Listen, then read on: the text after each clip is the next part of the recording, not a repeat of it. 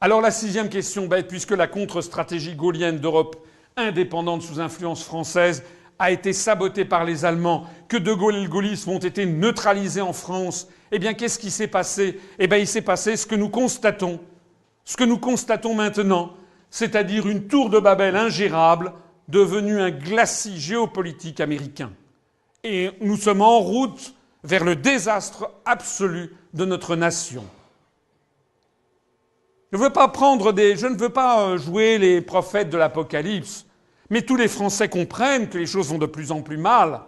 Tous les Français comprennent qu'il y a des choses qu'ils ne comprennent plus, qu'ils ne se reconnaissent plus dans leur propre pays. C'est cette guerre invisible, cette guerre inconnue dont parlait François Mitterrand et que je vous ai décrite en long, en large et en travers depuis maintenant le début de cette conférence pour essayer de vous faire comprendre ce qui se passe. Et ça nécessite du temps pour le comprendre. Parce que c'est une espèce de guerre nouvelle, d'un type totalement nouveau. Il faut donc du temps pour le comprendre.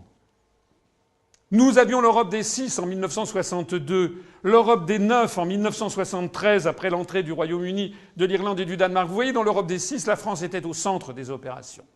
Avec l'Europe des 9, l'Europe se tourne vers le nord. Avec l'entrée de la Grèce en 1981, puis l'entrée de l'Espagne et du Portugal, elle se rééquilibre vers le sud. Mais à chaque fois, la France, dans l'Europe des 12, elle pèse évidemment en moitié moins que dans l'Europe des 6. Surtout avec des grands pays entrés comme par exemple l'Espagne, le Royaume-Uni. Et puis l'Europe des 15 en 1995 avec la Suède, la Finlande et l'Autriche. Insensiblement, on va voir les pays anglophones ou ayant recours facilement à la langue anglaise qui vont se substituer à la France et à la langue française. Et puis après l'Europe des 15 en 1995, on passe à l'Europe à 25 en 2004 avec 10 nouveaux pays de l'Est, puisqu'à chaque fois les États-Unis sont là pour faire entrer de plus en plus d'États. Et puis après c'est l'Europe à 27 en 2007 avec l'entrée de la Bulgarie et de la Roumanie. En attendant l'Europe à 29 dans un futur dans quelques mois. Nous sommes en avril 2012. Vous savez que la Croatie, ça y est, c'est fait, c'est décidé, va entrer dans l'Europe dans quelques mois. Vous savez que ça sera le 28e, la Macédoine sera le 29e État. Il y a la Bosnie, l'Albanie qui sont sur les rangs, et puis également la Moldavie, et puis également l'Arménie, la Géorgie, et la Turquie qui entrera probablement avant 2020, ça sera l'Europe à 30, l'Europe à 33 avec peut-être l'Ukraine, la Géorgie et l'Arménie. Et à chaque fois, les États-Unis sont derrière pour faire entrer le maximum d'États. Vous me comprenez à quel point, d'ailleurs, le bobard que on vous raconte sur le fait que l'Union fait la force, c'est une monstruosité. Il y a d'ores et déjà dans l'Union européenne à 27, nous sommes déjà 500 millions de personnes. Les États-Unis ont 308 millions d'habitants. Si effectivement il fallait avoir le plus grand nombre d'habitants possible pour peser, alors les Américains feraient tout pour empêcher que l'Europe se développe, et ils feraient entrer dardard le Canada, le Mexique, le Venezuela, le Panama, le Costa Rica dans les États-Unis d'Amérique. Pas du tout, c'est pas du tout ce qu'ils font. Le long du Rio Grande, dans la frontière entre les États-Unis et le Mexique, ils tirent à vue sur les Chicanos qui veulent entrer aux États-Unis d'Amérique. Vous le savez, c'est une des frontières les plus dangereuses du monde.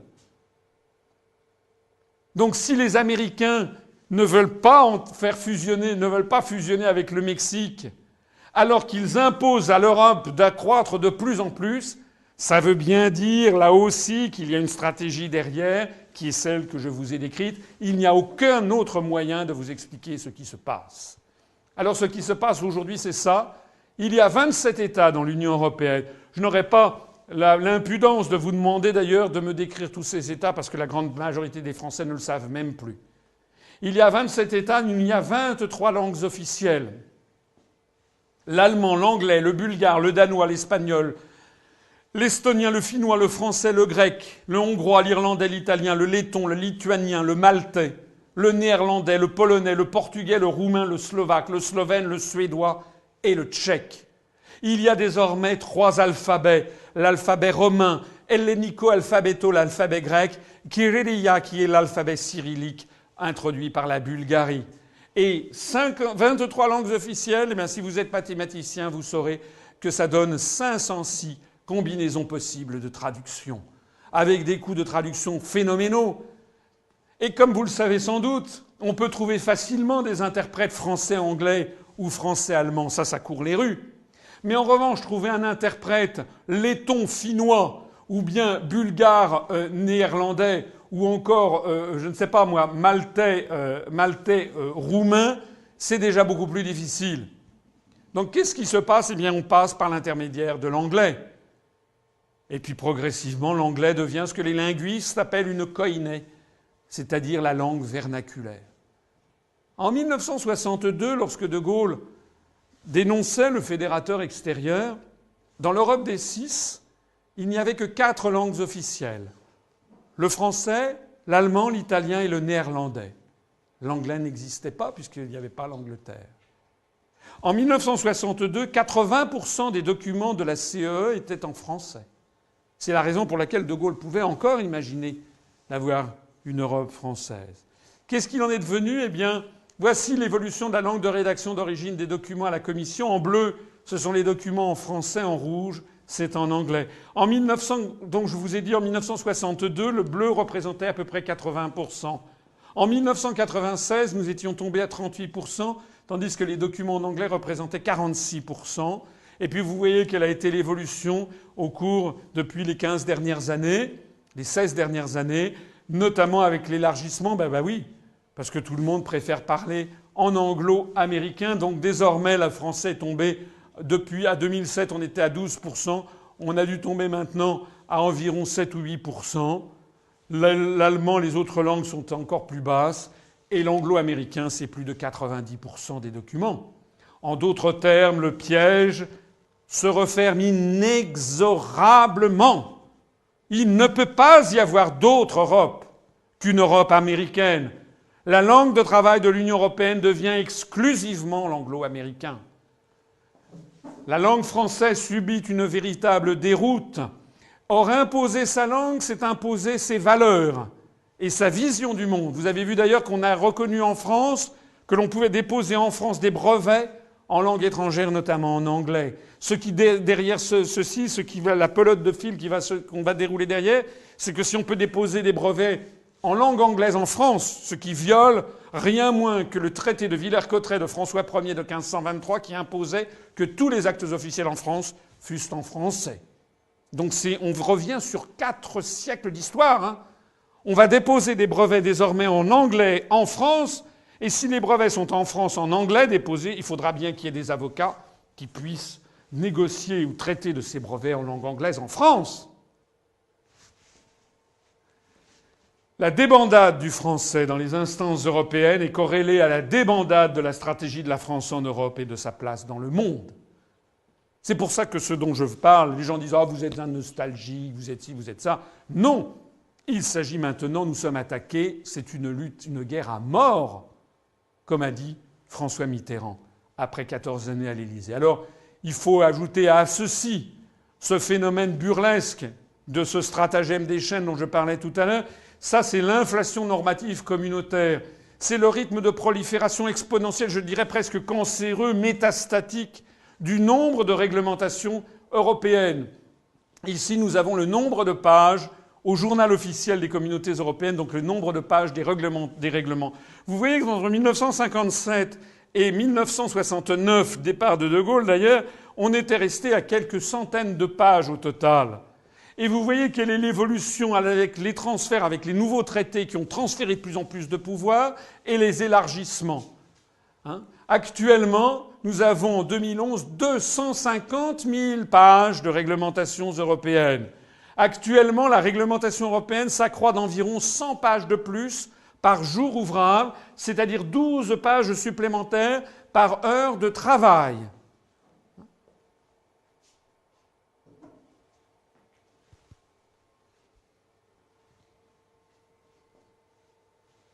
Une page de plus toutes les 5 minutes. Alors d'ailleurs, les Français disent « On n'en peut plus de ces réglementations qui tombent sur les PME, sur les artisans, etc. On n'en peut plus de ces énarques. » Mais ce n'est pas des énarques. Ce n'est pas les énarques qui font la réglementation en France. Il faut arrêter. Les lois, les règlements, désormais, ça vient essentiellement de l'Union européenne. D'ailleurs, en France, on est dirigé, il n'y a plus d'énarques. Enfin, je veux dire, Sarkozy n'est pas énarque, Monsieur Fillon n'est pas énarque, Madame Lagarde n'était pas énarque, Monsieur Barouin aux finances n'est pas énarque, Monsieur Thierry Breton n'était pas énarque, Madame Morano n'est pas énarque.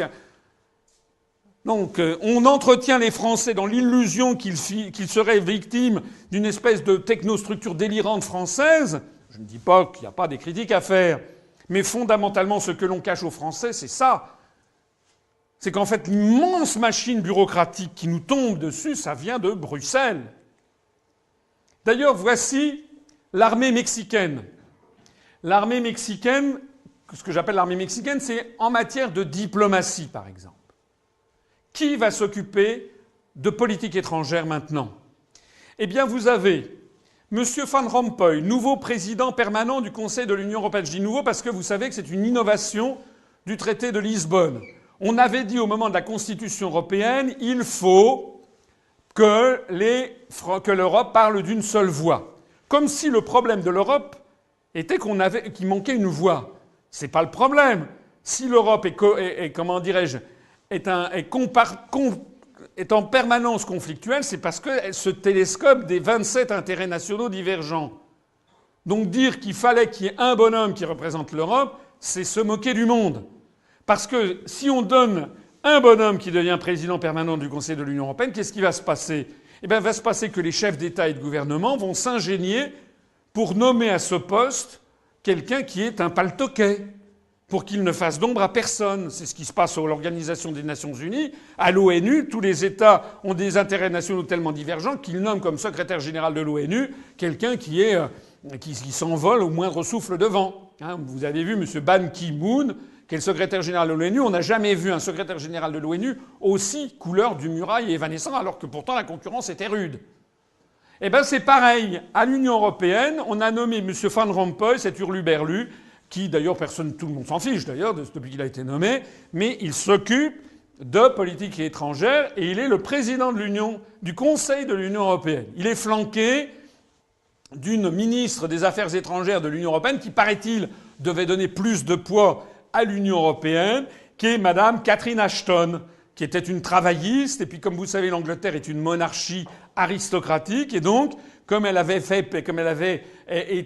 bien manœuvré, elle a été anoblie par la reine d'Angleterre, elle est devenue Lady Catherine Ashton of Upperland, elle est baronne. C'est une baronne travailliste, hein, comme je le dis souvent. À quand les duchesses marxistes-léninistes?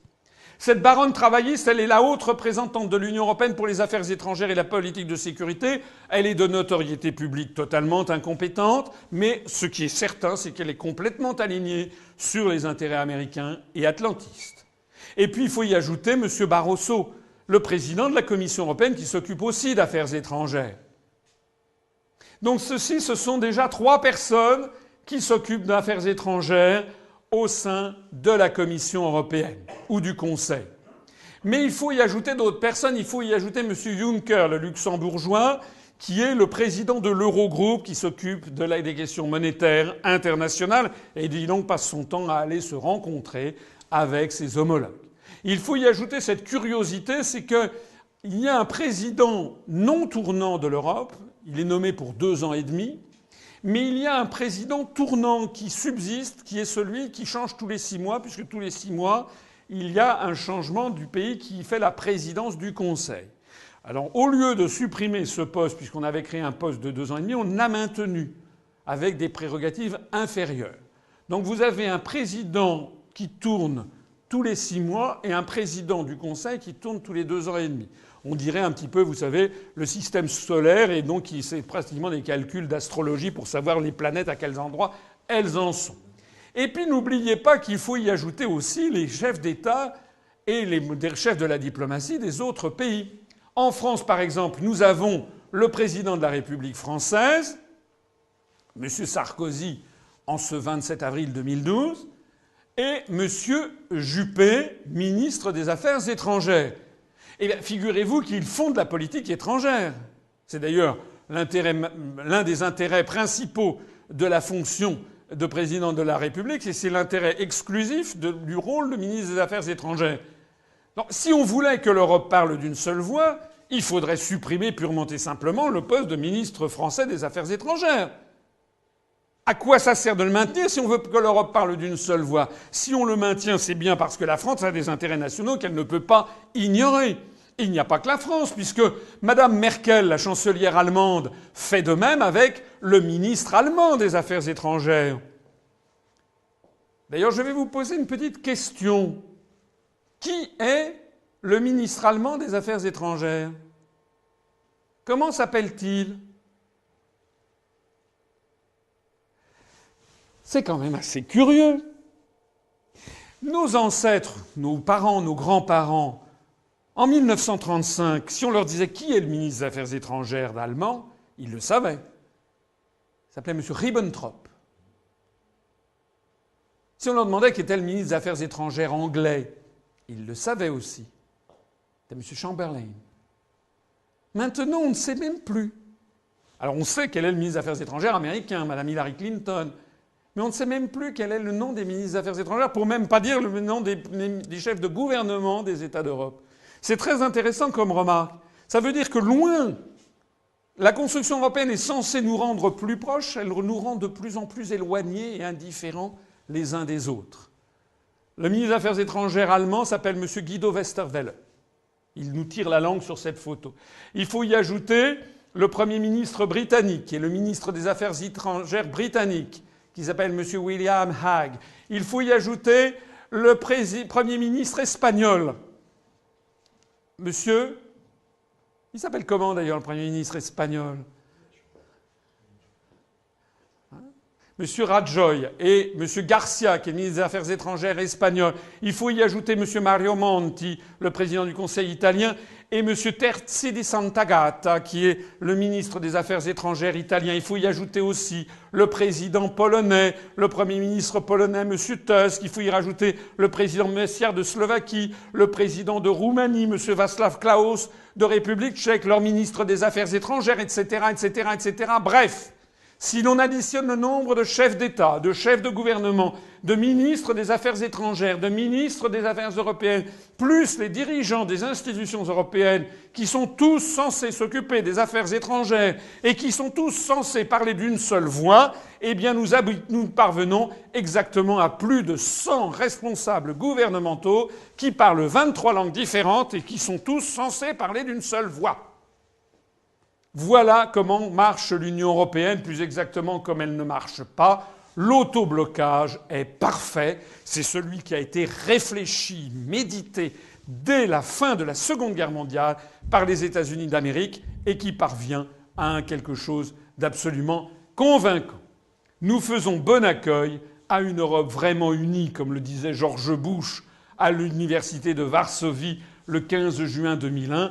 En effet, ils ont de quoi rigoler.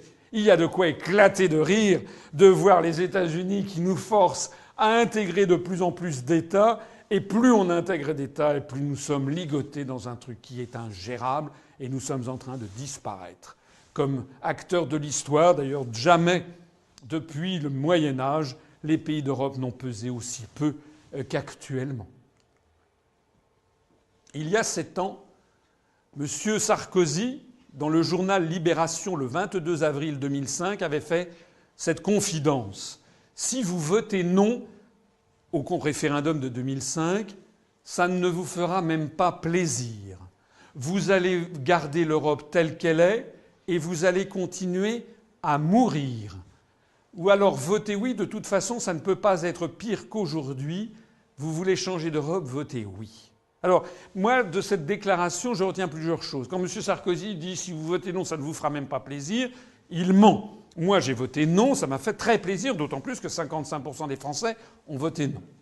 Ensuite, quand il disait en 2005 « de toute façon, ça ne peut pas être pire qu'aujourd'hui », il mentait, puisque la situation en 2012 est beaucoup plus grave qu'elle n'était en 2005. Et d'ailleurs, si nous continuons comme ça, en 2019, elle sera encore beaucoup plus grave qu'en 2012. Mais surtout, ce que je retiens de tout ceci, c'est que M. Sarkozy, qui n'était pas encore président de la République à l'époque, il savait. Il savait. Vous allez garder l'Europe telle qu'elle est, vous allez continuer à mourir. De toute façon, ça ne peut pas être pire qu'aujourd'hui. Voilà ce que disent en confidence nos dirigeants. Alors là, je cite M. Sarkozy, mais je peux vous assurer que dans les allées du pouvoir, à l'UMP, au PS, au MoDem, et tout le monde, les hauts fonctionnaires, les dirigeants politiques savent que c'est une catastrophe. Ils le savent parfaitement. Combien j'ai vu de gens, par exemple de hauts fonctionnaires ou de dirigeants, dire depuis l'élargissement de 2004, depuis qu'on est passé de 15 à 25 puis 27, ça ne marche plus du tout. On n'aurait jamais dû faire cet élargissement. J'ai entendu plusieurs ministres, des hauts fonctionnaires me dire tous la même chose. Et quelle est la conclusion qu'ils en tirent ? Eh bien, on va passer de 27 à 28 avec l'entrée de la Croatie. C'est-à-dire qu'ils font le diagnostic qu'on n'aurait jamais dû faire cet élargissement et ils laissent procéder à une nouvelle adhésion, ce qui prouve qu'ils n'ont plus les manettes. Ce qui prouve que ceux qui décident, ce sont d'autres qu'eux. Il n'y a plus en France quelqu'un qui décide de l'avenir de la Maison France. La stratégie nous a été volée. Alors la question, c'est que tous les dirigeants européens savent pertinemment que l'Europe à 27 est ingérable et qu'elle nous conduit au désastre. Ils le savent. Ils le savent. Alors pourquoi le cachent-ils au peuple ? Eh bien tout simplement parce qu'ils manquent de courage, que ce sont des carriéristes. Ils savent que s'ils l'avouaient en public, ils seraient aussitôt diabolisés dans les médias qui sont verrouillés par les intérêts euro-américains. C'est d'ailleurs ce qui m'est arrivé, puisque je me suis retrouvé dans un placard administratif à partir du moment où j'ai commencé à dire ce qui était la vérité.